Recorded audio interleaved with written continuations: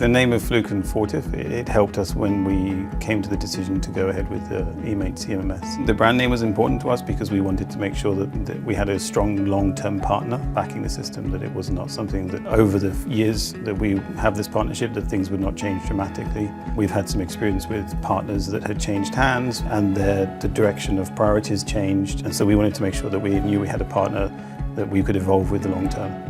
Sonnedix is a long-term player in the sector. We own and operate the assets for the life of the projects, and this is upwards of 30 years. So we need to work with partners that are going to be accompanying us in the journey, and they have the right structure in terms of digital tools and people to support that growth. So we do believe that we've chosen the right partner, and so far the story has been quite successful.